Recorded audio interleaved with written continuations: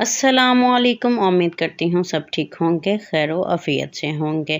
Today our topic حضرت محمد صلی اللہ علیہ وسلم لائف۔ رسول پاک صلی اللہ علیہ وسلم مکہ میں شعیب بنی ہاشم کے اندر 9 ربیع الاول عام الفیل یوم 2 شنبہ کو صبح کے وقت پیدا ہوئے۔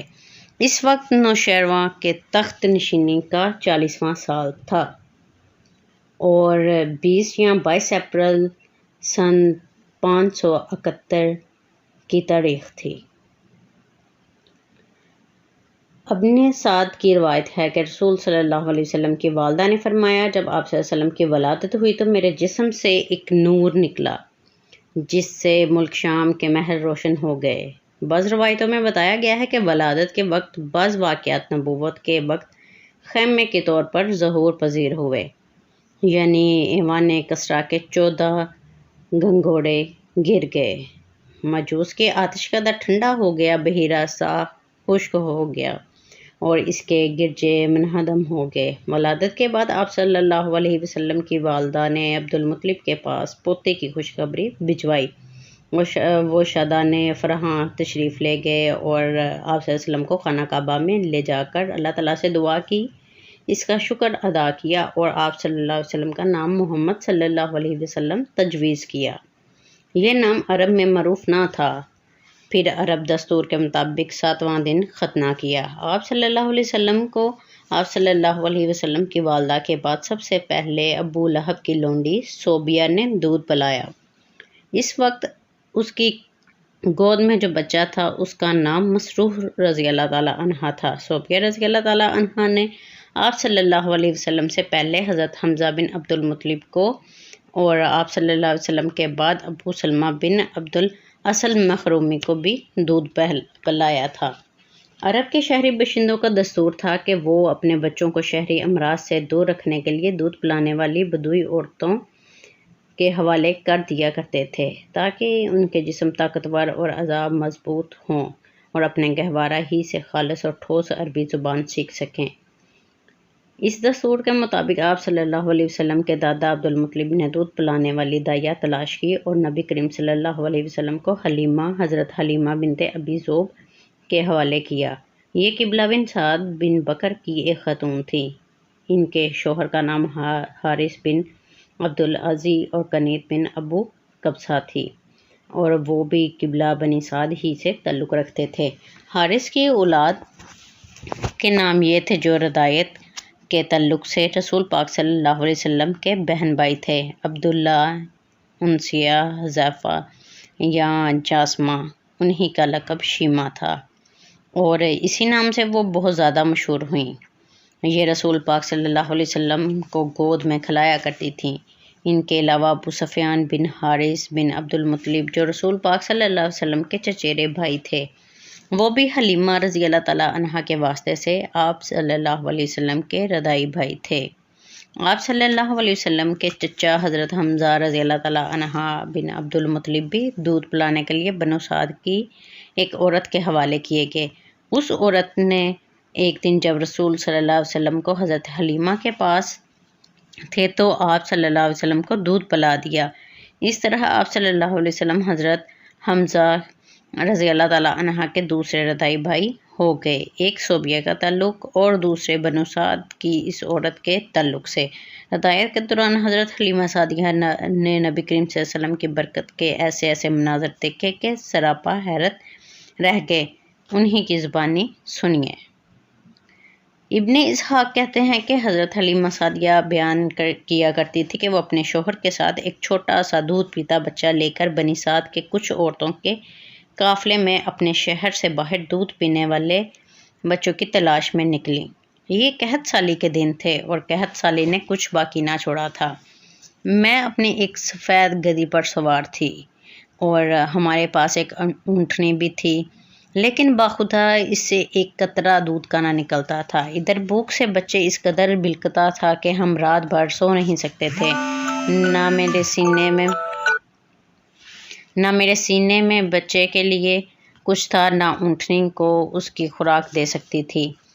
بس ہم بارش اور خوشحالی کی آس لگائے بیٹھے تھے۔ میں اپنی گدھی پر سوار ہو کر چلی تو وہ کمزور اور دبلے پن کے سبب اتنی سست رفتار تھی کہ پورا قافلہ تنگ آ گیا۔ خیر ہم کسی نہ کسی طرح دودھ پینے والے بچے کی تلاش میں مکہ پہنچ گئے۔ پھر ہم میں سے ایک عورت ایسی تھی جس پر رسول صلی اللہ علیہ وسلم کو پیش نہ کیا گیا ہو، مگر جب اسے بتایا جاتا کہ آپ صلی اللہ علیہ وسلم یتیم ہیں تو وہ آپ کو لینے سے انکار کر دیتی، کیونکہ ہم بچے کے والد سے داد دشن کی امید رکھتے تھے۔ ہم کہتے ہیں کہ یہ تو یتیم ہے، بھلا اس کی بیوہ ماں اور اس کے دادا کیا دے سکتے ہیں؟ بس یہی وجہ تھی کہ ہم آپ صلی اللہ علیہ وسلم کو لینا نہیں چاہتے تھے۔ ادھر جتنی عورتیں میرے ہمراہ آئی تھی سب کو کوئی نہ کوئی بچہ مل گیا، صرف مجھ کو ہی نہ مل سکا۔ جب واپسی کی باری آئی تو میں نے اپنے شوہر سے کہا، خدا کی قسم مجھے اچھا نہیں لگتا کہ میری ساری سہیلیاں تو بچے لے کر جائیں اور تنہا میں کوئی بچہ لے کر بغیر واپس جاؤں۔ میں جا کر اسی یتیم بچے کو لے لیتی ہوں۔ شوہر نے کہا، کوئی حرج نہیں، ممکن ہے کہ اللہ اسی میں ہی ہمارے لیے برکت دے۔ اس کے بعد میں جا کر بچہ لے لیا اور محض اسی بنا پر لیا کہ کوئی اور بچہ نہ مل سکا۔ حضرت حلیمہ رضی اللہ تعالیٰ عنہا کہتی ہیں کہ جب میں نے بچے کو لے کر اپنے ڈیرے پر آئی، اپنے آغوش میں رکھا تو اس نے میری جس قدر چاہا دونوں سینے دودھ کے ساتھ اس پر امٹ پڑے اور اس نے شکمسیر ہو کر پیا۔ اس کے ساتھ اس کے بھائی نے بھی شکمسیر ہو کر پیا، پھر دونوں سو گئے۔ حالانکہ اس سے پہلے میں اپنے بچے کے ساتھ سو نہیں سکتی تھی۔ ادھر میرے شوہر اونٹنی دھونے گئے تو دیکھا کہ اس کا تھن دودھ سے لبریز ہے۔ انہوں نے اتنا دودھ دوہا کہ ہم دونوں نے نہایت آسودہ ہو کر پیا، بڑے آرام سے رات گزاری۔ ان کا بیان ہے کہ صبح ہوئی تو میرے شوہر نے کہا، حلیمہ خدا کی قسم تم نے ایک بابرکت روح حاصل کی ہے۔ میں نے کہا، مجھے بھی یہی توقع ہے۔ حلیمہ رضی اللہ تعالیٰ عنہا کہتی ہیں کہ اس کے بعد ہمارا قافلہ روانہ ہوا۔ میں اپنی اسی خستہ حالی گدھی پر سوار ہوئی اور بچے کو بھی اپنے ساتھ لیا، لیکن اب وہ گدھی خدا کی قسم پورے قافلے کو کاٹ کر اس طرح آگے نکل گئی کہ کوئی گدھا اس کے ساتھ نہ پکڑ سکا۔ یہاں تک کہ میری سہیلیاں مجھ سے کہنے لگیں، او ابو ذؤیب کی بیٹی، ارے یہ کیا ہے، ذرا ہم پر مہربانی کر، آخر یہ تیری وہی گدھی ہے جو گدھی تو ہے جس پر تو سوار ہو کر آتی تھی۔ میں کہتی، ہاں باخدا یہ وہی گدھی ہے۔ وہ کہتی، اس کا یقیناً کوئی خاص معاملہ ہے۔ پھر ہم بنو سعد میں اپنے گھروں کو آ گئے۔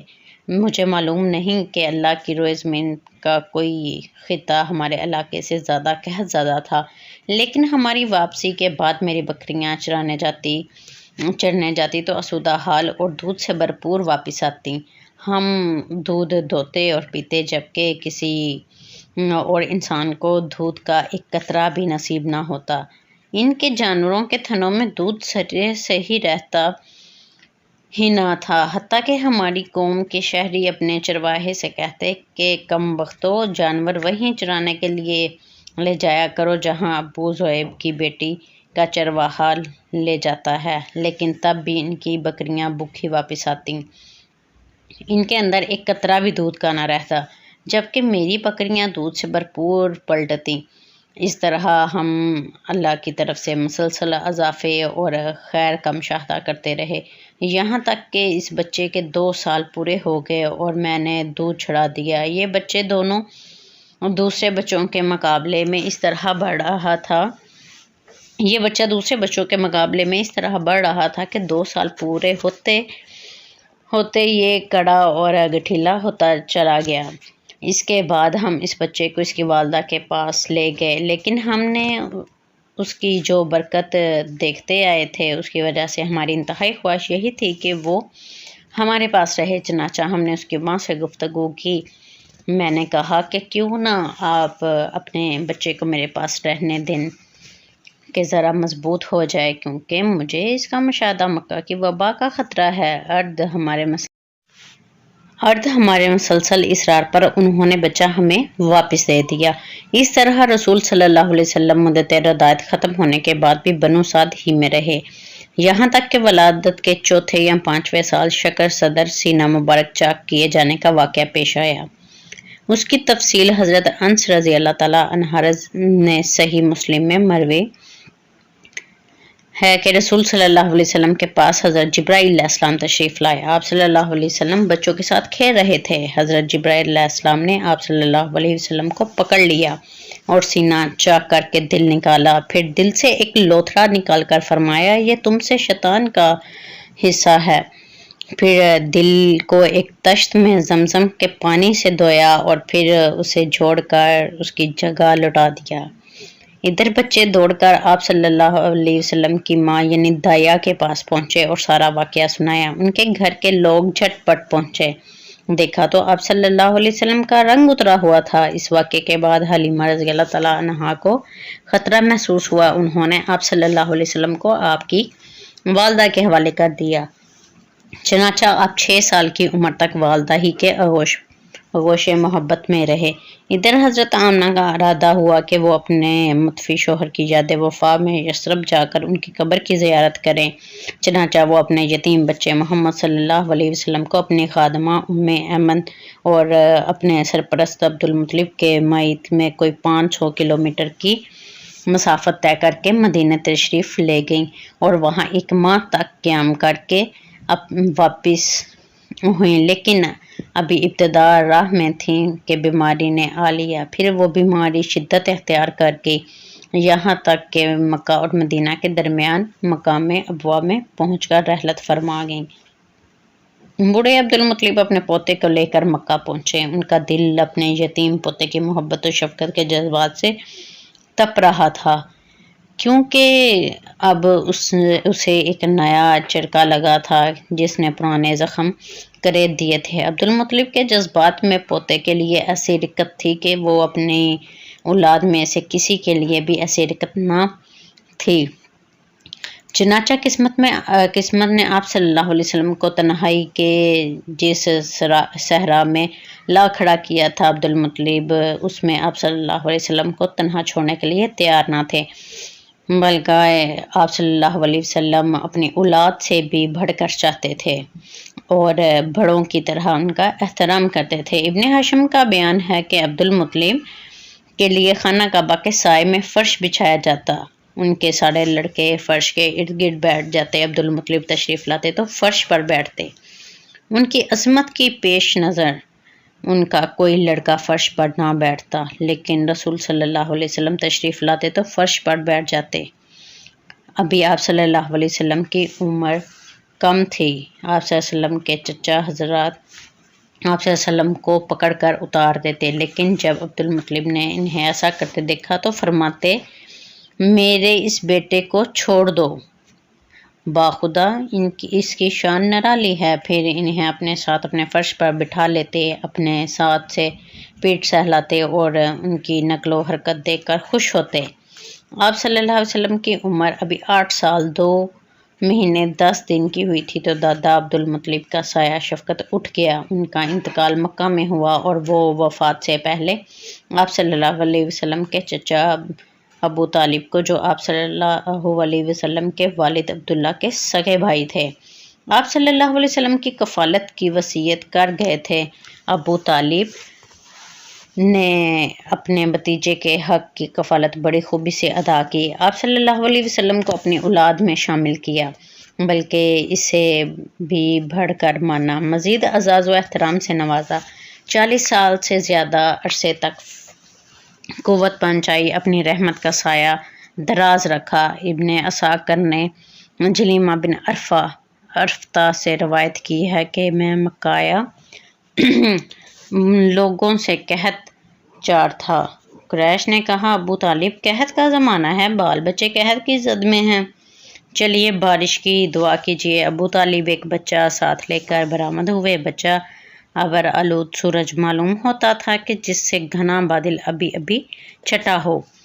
اس کے ارد گرد اور بھی بچے تھے۔ ابو طالب نے اپنے بچے کا ہاتھ پکڑ کر اس کی پیٹھ کعبہ کی دیوار سے ٹیک دی۔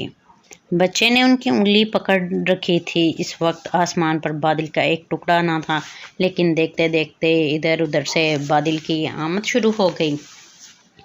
ایک ایسی دھواں دار بارش ہوئی کہ وادی میں سیلاب آ گیا اور شہر و بیابان شاداب ہو گئے۔ بعد میں ابو طالب نے اسی واقعے کی طرف اشارہ کرتے ہوئے محمد صلی اللہ علیہ وسلم کی مداح میں کہا تھا، وہ خوبصورت ہیں، ان کے چہرے سے بارش کا فیضاں طلب کیا جاتا ہے، یتیموں کا ماوی اور بیواؤں کا محافظ ہیں۔ یہ تھا آج کا ہمارا ٹاپک، رسول پاک صلی اللہ علیہ وسلم کے حالات زندگی۔ انشاءاللہ ان کی پوری حالات زندگی سے میں آپ کو آگاہ کروں گی انشاءاللہ۔ تو انشاءاللہ نیکسٹ ایپیسوڈ میں ملتے ہیں، تب تک مجھے دیجیے اجازت۔ اللہ حافظ، دعاؤں میں یاد رکھیے گا۔